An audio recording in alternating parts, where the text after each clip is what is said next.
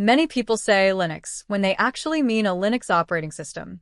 Technically, Linux is the kernel, the core software that manages the CPU, memory, storage, and devices. A complete Linux operating system combines the Linux kernel with utilities, desktop environments, and applications. The Linux kernel is shared by hundreds of operating systems called distributions or distros. Each distribution packages the same kernel with different software, installation tools, desktop environments, package managers, and update policies. Unlike Windows or macOS, Linux is open source. Anyone can build a new distribution for a specific purpose. Some focus on stability, some on the latest software, some on servers, and others on security or education. Most Linux distributions belong to a larger family.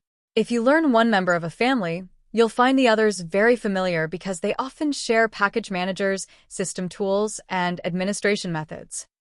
The Debian family emphasizes stability and reliability. It uses the apt package manager and powers many servers worldwide. Ubuntu, Linux Mint, and several other popular desktop distributions are all built on Debian. Ubuntu is probably the most widely used Linux distribution for learning, programming, and cloud computing. It has excellent documentation, strong hardware support, and long-term support releases that receive updates for years. The Red Hat family is widely used in enterprise environments.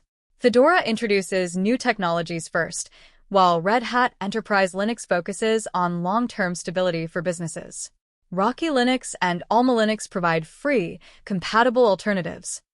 Fedora is designed for developers who want newer software.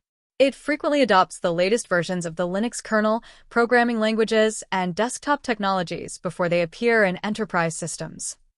Arch Linux follows a rolling release model, meaning software is continuously updated instead of arriving in major versions. It gives users complete control over their systems, but requires more Linux knowledge. Some Linux distributions are independent rather than belonging to a major family.